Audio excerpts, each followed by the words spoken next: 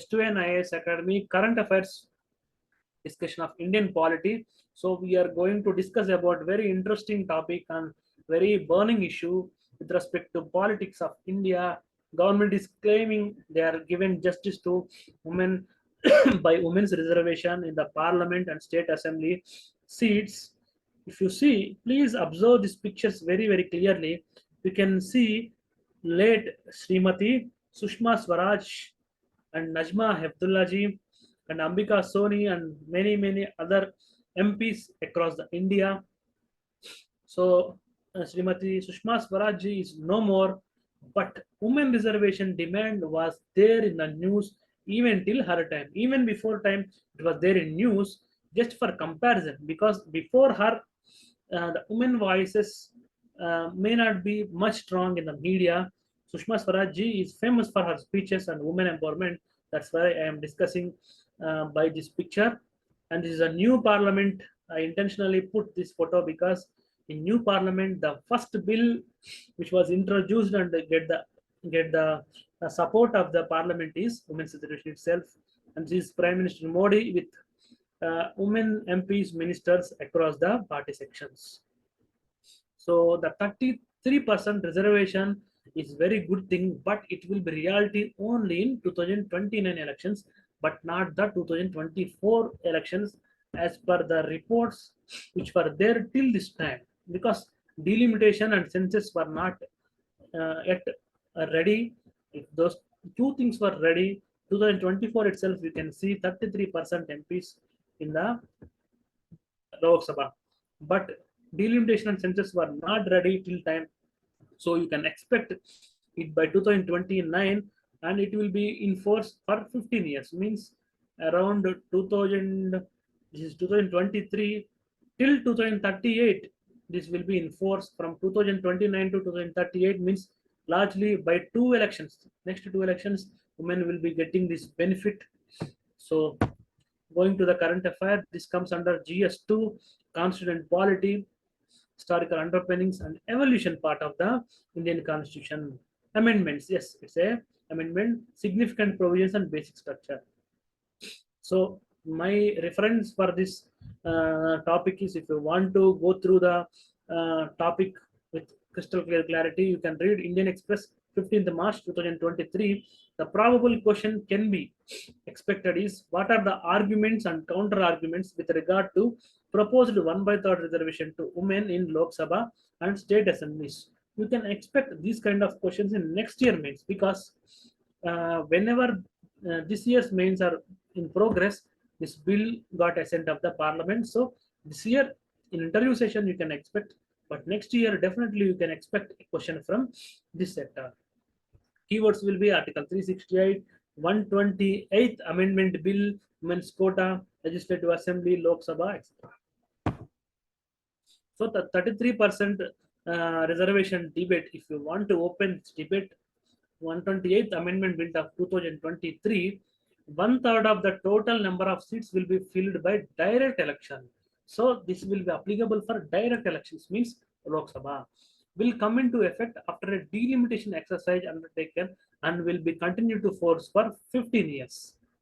Literally, it seems to be 15 years, but if you reduce the time of delimitation, etc., it will be effectively for 9 years. Seats reserved for women will be rotated after each subsequent delimitation exercise. You can think that if suppose Warangal MP seat is there or Karimnagar MP seat is there, if you permanently give that seat to women, the people, the male population of that area will be in a disadvantageous post, and male participation in politics in that area will be suddenly disappear. It can become 0% because that area is reserved to women. So it will be rotation. If 1 year Warangal parliamentary seat is under women's reservation, next Hyderabad seat may be under the reservation. So it will be in the rotational basis. All of you know that the name of the bill is Nari Shakti Vandan Abhiyam, and DMK MP Kanimoli objected using Hindi language as their tradition. The DMK tradition itself blindly objecting anything which is under the Hindi name. There will be 1/3 quota for women also within the seats reserved for SC and STs. So 1/3 quota means out of 100 seats, broadly you need to give 33 seats to women. Within the 33 seats, suppose if you take STs, 7 into 33 means 2.1. 2 seats will be within the 7 seats of STs, you need to give 2 seats to ST women. Within the 15% means 15 into 3, 4.5 or 4 to 5 seats you need to give for women. So within the reservation of STs, SC and ST population, you need to give women reservation quota, means quota within the quota to women. The same provision is not there for OBCs and minorities. The same thing was raised none other than Mr. Asaruddin OIC. The only two MPs, 454 MPs voted in favor of women reservation, and only these two people from MIM party, one is Mr. Asaruddin OIC and another one is his subordinate from Maharashtra. I don't think so. From another state. So only two people objected, and their objection was with respect to not giving quota within quota for OBCs as well as minorities. According to provisions of Article 368, the Constitution Amendment Bill will be required ratification by not less than one half of the states. So within the parliament itself, 454 people supported, only two people opposed, and you can largely expect majority of the Indian states will give their assent to the bill. The reservation come into effect only after the next census and the subsequent delimitation exercise. The census is happened in 2024 and delimitation will happen in 2025. From 2026 onwards, we can expect this bill will be in reality. The bill reserves 33% seats in Lok Sabha, state assemblies, and the Legislative Assembly of National Capital of Delhi for women. So, whenever you expect direct elections, you can expect this 33% reservation to the women in that particular election. So, this is the chronology. Women's reservation was there even from the Constitutional Assembly debates. But in 1947, it is noted freedom fighter Renuka Rai, she was such a strong lady that she was in the opinion that if you give reservation to women, it will be like a pampering.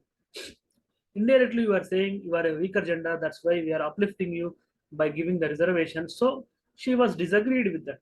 We always held that women, when the men who have fought and struggled for their country's freedom come to power, the rights and liberties of the women too would be guaranteed. So she was confident that the men who fought for the freedom of the country are matured enough to keep the interest of the women. But by 1970s, there was a growing disillusionments among the women that politics had started reflecting the same biases as the society at large. What confidence was envisaged by the constitutional makers like um, Renuka Rai ji, this was not happened in the reality. The same social dogmas, the same patriarchal mindset, the same thought process that women is a weaker gender was reflected from 1950s to 1970s. By 1970s, women's participation in the politics was very, very less in terms of public representatives like MLAs and MPs. The Committee of Status of Women in India was set up in 1971, commented on the declining political representation of women in India. It submitted its report in 1974. So, their aspirants, the Constitutional Assembly debates, and 1947's Renuka Rai's remarks on the confidence of the elected men who are fought on the freedom struggle can guarantee the rights of the women. You can mention her name, you can mention this year, you can mention 1970s women's participation was very less, and by 1971 government of India appointed a committee to look after these issues. Though majority within the committee continued to be against reservation for women in legislative bodies, all of them support reservation for women in local bodies. So in 1971 the committee was partially in favor of women's reservation. They are expecting women's participation in local bodies but not in the state and central legislatures. Slowly, many state governments began announcing reservation for women. By the Committee of Status of Women in India 1971, based on these reports, Local bodies, you saw women's reservation. In 1983, Karnataka became the first state. This will be important for MCQs. Based on the Committee of Status of Women in India 1971 report in 1983, after 12 years of the report was out, Karnataka became the first state to introduce 25% reservation for women in Panchayat Raj institutions. But today, some state governments even giving 50% reservation for women in Panchayat Raj institutions. That was the achievement in last 20 years. National Perspective Plan, that is also called NDP, 1988 to 2000. This was a duration, supported 30% reservation for women. The National Perspective Plan for Women recommended in 1988 that reservation be provided to women right from the level of the panchayat to parliament. So this NPP recommended from panchayat to parliament. The previous committee only recommended till local level, that is Panchayat Raj level. In Constitutional Assembly debates, and the women representatives in the Constitutional Assembly debate, they expressed that there is no need for reservation of women in the upcoming elections. These were different dimensions with respect to women reservation bill. This report paved way for the historic enactment of 73rd, 74th amendments of the Constitution. So it was there in 1988. Aspirants, if you see, 1971 report. After this report, it took 12 years to enact. Karnataka became the first state to enact 25% reservation for women in Panchayat Raj elections.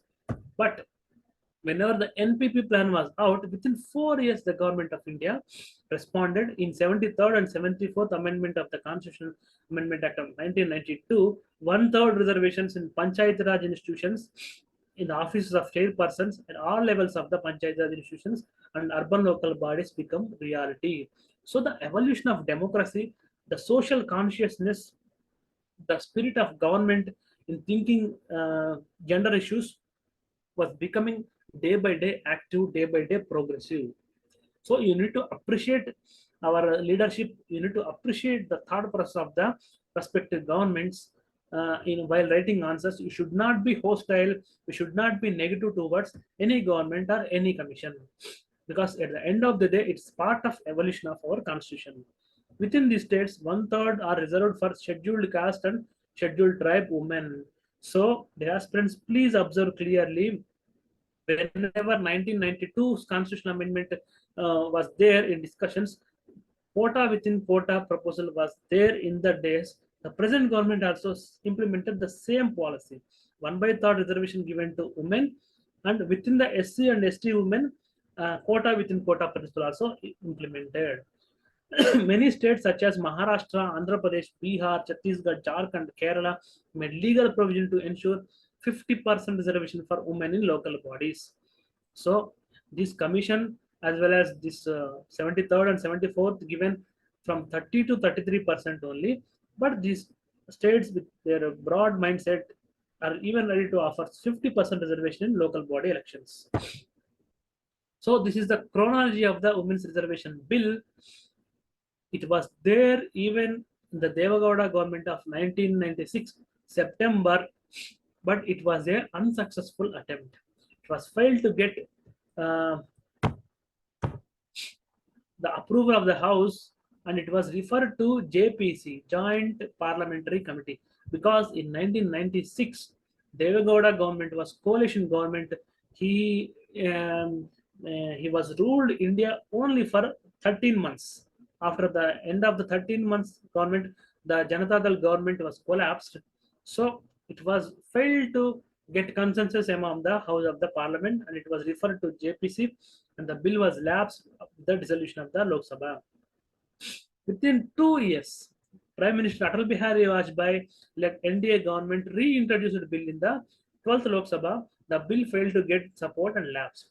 Even in 1998, the same problem.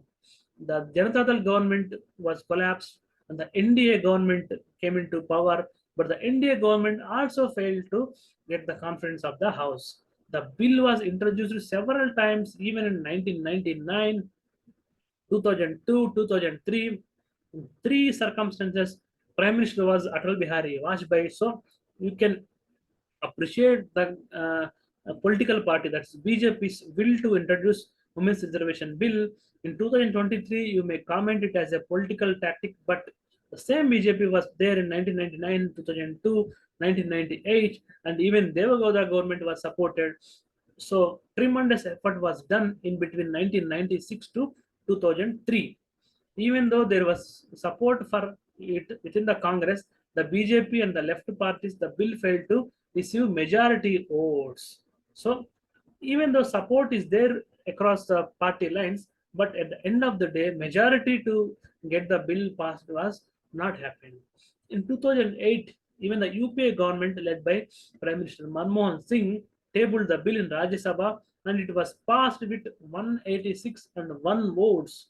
So 186 people voted in favor of the bill in March 9, 2010. However, the bill was never taken up for consideration in the Lok Sabha because Congress allies Samajwadi Party and Lalu Prasad Yadav's party, these parties are not in favor of the bill.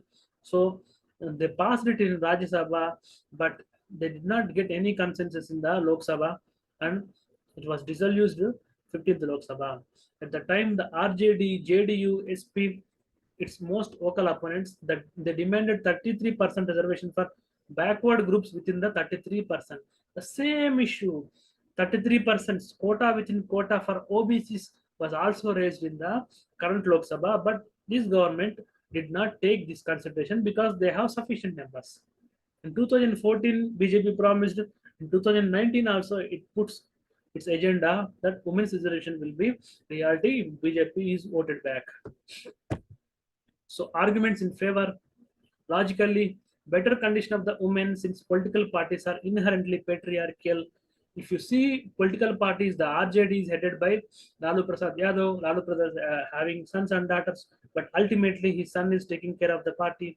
Even if you take TRS, the son is taking care of the party. If you are taking Telugu Desam party, the son is taking care of the party. Majority of the regional parties, this patriarchal mindset is there. If you see national parties, even Srimati Sonia Gandhi, that Priyanka Vadra, so you can expect some gender diversity in national parties, but in regional parties, most of them are likely to be patriarchal. Despite the hopes of the leaders of the national movement, women are still underrepresented in the parliament. So the visions of the constitution makers were not came into reality. Women's participation in the parliamentary elections, getting elected into the parliament, was abysmally low. Strong lobby in parliament will be possible only if you have sufficient number of the women will be there, because women issues like menstrual leave, maternity care leave, and violence against women, sexual harassment, these issues. Suppose the women students are there in our class, any one of you become MP in parliament. Unfortunately, that day 100, 150 male MPs are there, no female MP is there, and you are supposed to speak on the menstrual leave. If you want to speak on the maternity leave, or if you want to speak on the sexual harassment at workplace, you feel very, very shy because the media is watching, your colleagues are male, and if the speaker is male, the president is male, means in those days, of course, if the president is Draupadi Murmu, and before that Ramnath Kovind, he is also male. So everybody surrounded by you in the parliamentary procedure are male. Even though you got empowered, you got educated, you cannot speak that much freely in the parliament with the male-dominated society. Suppose within that 100 people, 33 people are female, can speak anything freely, can express your views with crystal clarity because they are having lobby power in the parliament. Better. So even some scientific reports are there. When women are in the decision making place, corruption also reduced significantly in many places of the world. So nutritional outcomes, the priorities, everything will be there in the part of their agenda in the grassroots level if the women representatives are there in the elected houses of the state and central legislatures. India has a high percentage of crimes against women. If you want to reduce crimes against women, women should be in the places of power. So places of power in India largely means political power. So that is why 33% reservation is game changing with respect to women's lobbying power in the Indian polity. So arguments against, there are quite number of arguments against this bill. The idea runs counter to the principle of equality enshrined in the constitution. So you need to elect one woman MP. If that seat is reserved for women MP, there will be opportunity lost for men in that particular constituency. Women are unlike, say, a caste group, which means that they are not homogeneous community. If you are giving reservation to SC, ST people, means they are socially discriminated. But women is not a homogeneous community. If you see women from Kerala, women from parts of Rajasthan, some parts of North India, they are very dominant. They are giving very much respect in the family decision making part. But in some areas, women are very oppressed in places like Bihar, Odisha, etc. So these people are not homogeneous. You cannot decide all women are facing discrimination in the politics. Therefore, the same arguments made for caste-based reservation cannot be made for women. So social discrimination is different and gender discrimination is different. And the gender discrimination was not there in the preamble or any part of the constitution. So you cannot see the women's problem isolated from any other problem. So it also restricts the choice of the voters. At present, hardly Chhattisgarh is having 44.4 MLAs and West Bengal is having 13.7 and Jharkhand is having 12.4. Even in national level, 14 to 18% representatives are only from women community. But still, some voices are against the bill, and we already discussed what kind of arguments are against the bill. So thank you very much. If you have any doubts, please ask me.